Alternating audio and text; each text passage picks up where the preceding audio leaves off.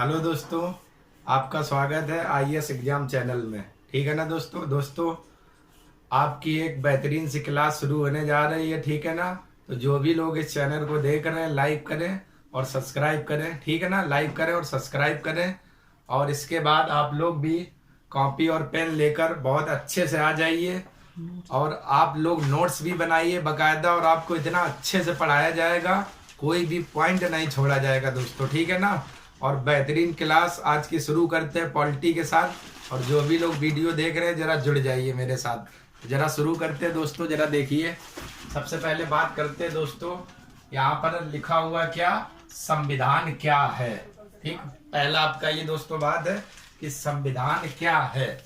ठीक ना दोस्तों, जो संविधान है ये आपके दो शब्दों से मिलकर बना हुआ है। ठीक है ना दोस्तों, संविधान की बात करें तो संविधान आपका दो शब्दों से मिलकर बना हुआ है। और वो आपके दो शब्द कौन कौन से हैं, जरा यहाँ पर बात करें। दो शब्दों से मिलकर बना हुआ है।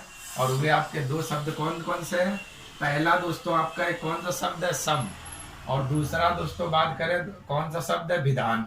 ठीक है ना दोस्तों, विधान। इसके बाद दोस्तों जरा देखिए, सम का जो है अर्थ जो होता है, आप लोगों को पहले से पता होगा कि सम का जो अर्थ होता है, और सम का अर्थ क्या होता है, बराबर। ठीक है ना, बराबर। और विधान का दोस्तों अर्थ क्या होता है, नियम और कानून। ठीक, नियम और कानून यानी ऐसे नियम और कानून जो सभी पर बराबर मात्रा में प्रयोग हो, किसी के साथ ये ना हो दोस्तों कि कोई भेदभाव हो जाए कि नहीं उनके साथ कुछ और कानून लगा दिया और आपके साथ में और कुछ कानून लगा दिया, ऐसा ना हो। जो भी कानून है वो सभी के लिए दोस्तों क्या रहेगा, बराबर रहेगा। ठीक है ना, जो भी रहेगा। तो ठीक, तो आपके दो शब्द से मिलकर बना है सम का अर्थ है बराबर, और विधान का दोस्तों अर्थ है क्या, नियम और कानून। यानी संविधान की परिभाषा की बात करें तो संविधान वह व्यवस्था है जिसके द्वारा देश का शासन चलाया जाता है। ठीक है ना दोस्तों, जिसके द्वारा किसी देश का शासन चलाया जाता है, यानी संविधान वह व्यवस्था है जिसके द्वारा, यहाँ पर दोस्तों एक शब्द आप और लिख सकते हो, किसी देश का शासन चलाया जाता है। किसी देश का शासन चलाया जाता है, और वह व्यवस्था क्या कहलाती है दोस्तों, संविधान कहलाती है। ठीक है ना, संविधान वह व्यवस्था है जिसके द्वारा किसी देश का शासन चलाया जाता है। ठीक है ना दोस्तों, और यह व्यवस्था आपकी क्या कहलाती है, संविधान। अब आप लोग दोस्तों जरा स्क्रीनशॉट ले लीजिए, इसके बाद आगे बढ़ते हैं दोस्तों। जरा आप लोग स्क्रीनशॉट ले लीजिए बहुत अच्छे से एक बार, इसके बाद आगे बढ़ते हैं।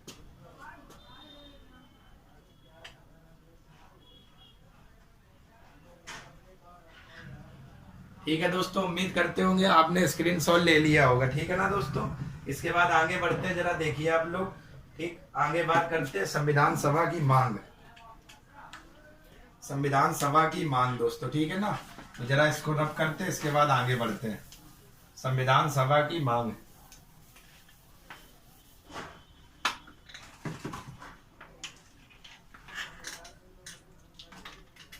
इसके बाद दोस्तों आगे बढ़ते हैं। जरा आप लोग बने रहिए और क्लास का आनंद उठाते रहिए। ठीक है ना, संविधान सभा की मांग, संविधान सभा की मांग। जरा दोस्तों देखिएगा, बात करते हैं संविधान सभा की मांग क्या थी और क्या थे। संविधान सभा की मांग को लेकर जरा ध्यान से आप लोग देखिएगा। संविधान सभा की मांग, तो दोस्तों आप लोग जरा हेडिंग लगा लीजिए, संविधान सभा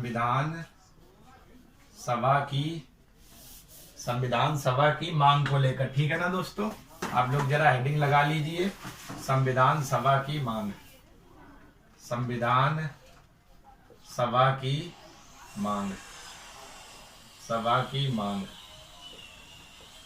ये आपकी हेडिंग हो गई दोस्तों, संविधान सभा की मांग। ठीक है ना दोस्तों, तो पहली अगर बात करें तो भारत में सर्वप्रथम भारत में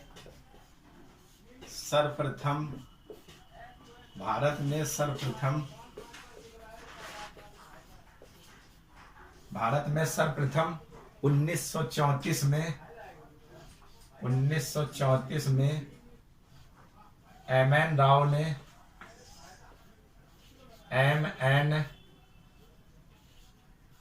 ठीक है ना दोस्तों, एम.एन. राव ने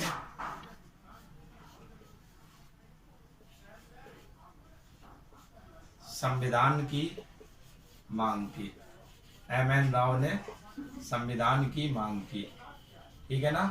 और दोस्तों जो एम.एन. राव थे आपके, एम.एन. राव थे संविधान की मांग की। और जो एम.एन. राव थे आपके थे कौन? एम.एन. राव, ठीक। ये आपके वामपंथी आंदोलन के नेता थे, वामपंथी, ठीक है ना दोस्तों, वामपंथी आंदोलन के नेता थे एम.एन. राव। मानवेंद्र नाथ राव आपका एम.एन. राव वामपंथी आंदोलन के नेता थे, नेता थे, ठीक है ना दोस्तों। भारत में अगर बात करें तो सर्वप्रथम संविधान के बारे में जो मांग की गई वो आपकी कौन से कब की गई दोस्तों? 1934 में। और किसके द्वारा? एम.एन. राव द्वारा, ठीक है ना। और ये आपके वामपंथी आंदोलन के प्रमुख नेता थे, ठीक है ना दोस्तों। इसके बाद जो भी लोग जरा स्क्रीनशॉट लेना चाहते तो ले लीजिए, इसी में आगे बात करते रहेंगे, ठीक है ना दोस्तों। पहली बार एम.एन. राव ने मांग की, ठीक है ना। इसके बाद आगे दोस्तों बात करते हैं, जरा देखिए 1935 में, 1935 में, 1935 में, ठीक है ना दोस्तों। एक पार्टी हुआ करती थी, बहुत बड़ी उस समय वहां की पार्टी थी, आप लोग जानते हो कि उस पार्टी का नाम था भारतीय राष्ट्रीय कांग्रेस, ठीक है ना। 1935 में उस समय की वहां पर जो बड़ी पार्टी आपकी हुआ करती थी भारतीय राष्ट्रीय कांग्रेस, ठीक है ना। तो 1935 में भारतीय राष्ट्रीय कांग्रेस ने, भारतीय राष्ट्रीय कांग्रेस ने, ठीक है ना, संविधान की मांग की, संविधान की मांग की, उस समय सबसे बड़ी आपकी जो पार्टी थी दोस्तों यही थी, कौन सी? भारतीय राष्ट्रीय कांग्रेस। कब? 1935 की बात हो रही थी। और सबसे पहले जो बात की जाए भारत में सर्वप्रथम किसके द्वारा? 1934 में एम.एन. राय के द्वारा, ठीक है ना दोस्तों। ये राव लिखा, राय गलत लिख गया, राय के द्वारा, एम.एन. राय ने, ठीक है ना, एम.एन. राय के द्वारा आपका मांग की गई सबसे पहले। यहाँ पर मैं सही कर देता हूँ, जरा आप लोग देखिए, एम.एन. राय ने, ये आपका रहेगा, एम.एन. राय ने संविधान की मांग की और वामपंथी आंदोलन के नेता थे, ठीक है ना दोस्तों। 1935 में इन्होंने जब मांग की, लेकिन जो इनका ये प्रस्ताव जो इन्होंने रखा, तो ये प्रस्ताव इनका क्या हो गया था? प्रस्ताव अस्वीकृत हो गया था,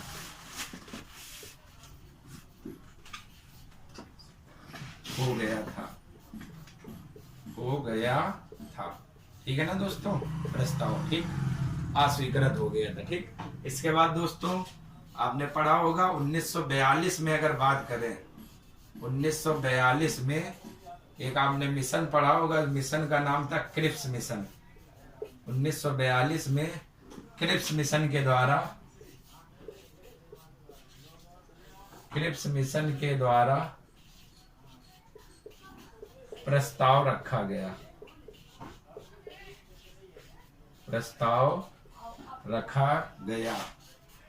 ठीक है ना दोस्तों। प्रस्ताव रखा गया, लेकिन ये भी आपका क्या रहा?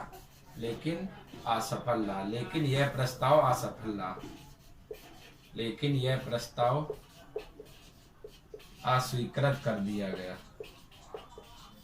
अस्वीकृत कर दिया गया,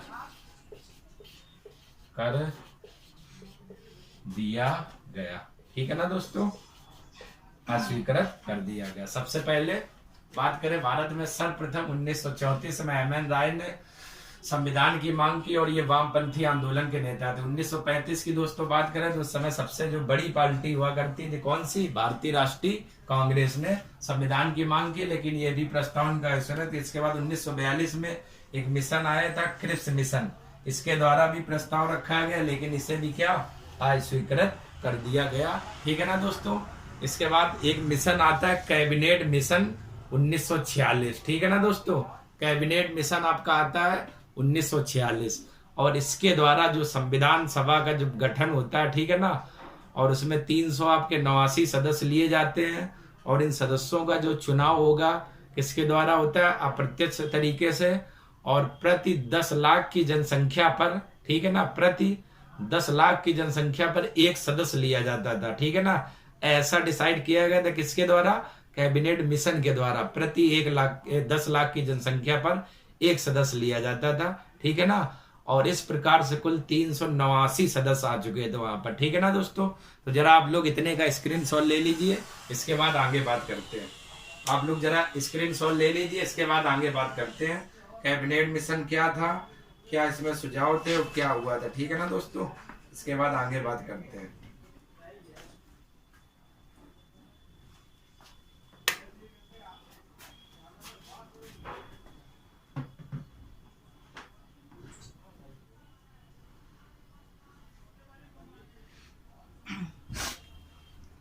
ठीक है दोस्तों, कट रहा दिया गया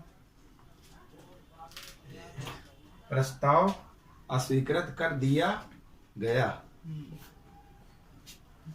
यही कर रहा है। अच्छा, ठीक है ना दोस्तों।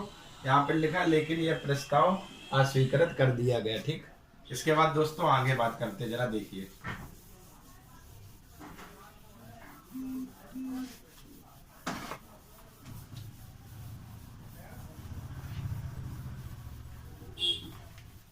इसके बाद दोस्तों जरा आगे बात करते हैं और देखिए अच्छे से आप लोग जरा आगे क्या हुआ था।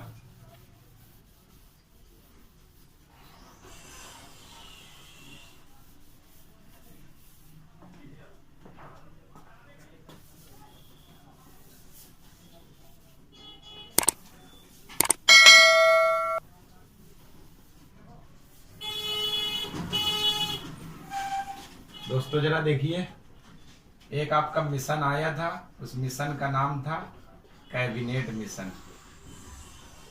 कैबिनेट मिशन,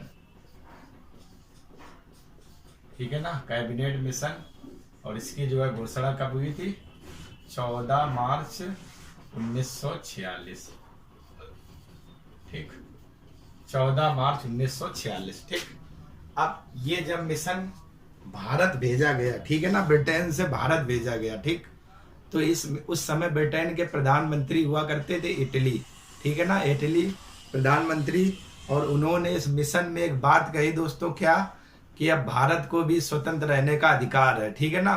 और संविधान सभा के गठन की मांग इसी मिशन के द्वारा आपकी पूरी की जाती, ठीक है ना। तो सबसे पहले बात करते हैं ये मिशन, ठीक, कब आया? तो जरा देखिए, सबसे पहले बात की जाती है 14 मार्च 1946 को।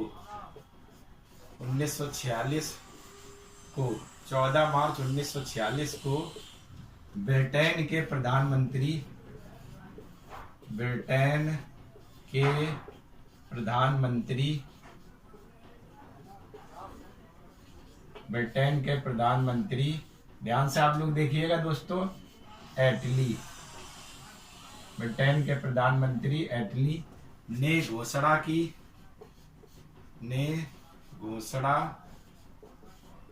घोषणा की भारत को स्वतंत्र रहने का अधिकार है, को स्वतंत्र रहने का अधिकार है, रहने का अधिकार है। और ये दोस्तों घोषणा किसने की? ब्रिटेन के प्रधानमंत्री एटली ने, ठीक। उस समय ब्रिटेन के प्रधानमंत्री कौन थे? एटली थे। इन्होंने क्या कहा? 24 मार्च 1946 को, ठीक है ना, कैबिनेट जब मिशन इन्होंने प्रस्ताव रखा तो 14 मार्च 1946 को ब्रिटेन के प्रधानमंत्री इटली ने घोषणा की कि भारत को अब स्वतंत्र रहने का अधिकार है, ठीक है ना दोस्तों, अधिकार है, ठीक है ना। और ये कैबिनेट मिशन की घोषणा जब की गई, इसके बाद इस मिशन को दोस्तों कहां पर भेजा जाता है? भारत में, ठीक है ना, भारत में, ठीक, भारत में। और इसी मिशन के तहत, ठीक, इसमें 3 लोग थे इस कैबिनेट मिशन में, बात करें, ठीक, 3 सदस्य थे इस कैबिनेट मिशन में, 3 सदस्य। कौन कौन से थे जरा ध्यान से देखिए आप लोग। सबसे पहले आपके एक थे एवी अलेक्जेंडर, एवी अलेक्जेंडर, अलेक्जेंडर, ठीक है ना दोस्तों, एवी अलेक्जेंडर। ठीक, इसके बाद दूसरे की बात करें तो आपके कौन से थे दोस्तों, स्टीफन, एवी अलेक्जेंडर, और दूसरे का क्या नाम था, Stephen, Stephen Cripps, Stephen Cripps शायद ऐसे ही थे। एवी अलेक्जेंडर, स्टेफोर्ड क्रिप्स थे, स्टेफोर्ड क्रिप्स, ये आपके थे। और एक आपके और थे, एवी अलेक्जेंडर, स्टेफोर्ड क्रिप्स, और तीसरा दोस्तों जो सदस्य यहाँ पर लिया गया था, जरा बात करते हैं तीसरे सदस्य की, ठीक है ना, पैथिक लॉरेंस, पैथिक लॉरेंस। तीसरे की बात करें तो Pethick Lawrence, Pethick Lawrence, Pethick Lawrence, ये 3 सदस्य थे, ठीक है ना दोस्तों, पैथिक लॉरेंस। ठीक, और ये कैबिनेट मिशन भेजा गया किसके द्वारा, ब्रिटेन के प्रधानमंत्री इटली के द्वारा, और उन्होंने घोषणा की क्या की कि भारत को स्वतंत्र रहने का अधिकार है। और इस कैबिनेट मिशन में 3 आपके सदस्य थे, कौन से, एवी अलेक्जेंडर, स्टेफोर्ड क्रिप्स और पैथिक लॉरेंस, ठीक है ना, पैथिक लॉरेंस। और जब ये मिशन भारत आता है, ठीक है ना, पैथिक लॉरेंस, जब ये मिशन भारत आता है, कुछ चीजें दोस्तों और देख लीजिए, जैसे बात करें स्टेफन क्रिप्स, तो ये व्यापार बोर्ड के अध्यक्ष थे आपके, व्यापार बोर्ड के अध्यक्ष थे, व्यापार बोर्ड के अध्यक्ष थे। कुछ जानकारी अगर और लिखना चाहिए तो आप लोग लिख लो, ये आपके व्यापार बोर्ड के अध्यक्ष थे। पैथिक लॉरेंस की बात करें दोस्तों, उस समय ये भारत सचिव थे, भारत सचिव, ठीक है ना, भारत सचिव थे ये। और इनकी अगर बात करें एवी अलेक्जेंडर की, तो ये नौसेना मंत्री थे, नौसेना मंत्री, ठीक है ना। तो ये दोस्तों आपको जानकारी बनी रहेगी, ये थे आपके 3 लोग, ठीक है ना।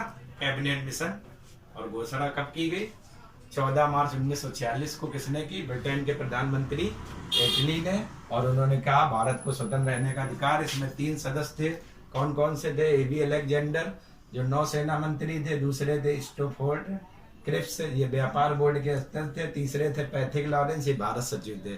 और इसी मिशन में, कैबिनेट मिशन में क्या कहा गया, संविधान सभा का, संविधान सभा का, ठीक है ना दोस्तों, गठन किया जाए।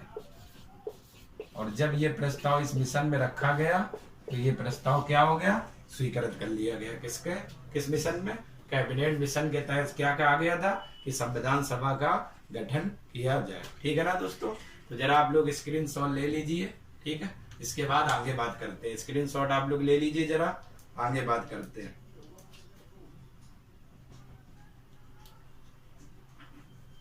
स्क्रीनशॉट ले लीजिए, ठीक है ना। इसके बाद दोस्तों कुछ 1-2 पॉइंट और देखते हैं, जरा देखिए।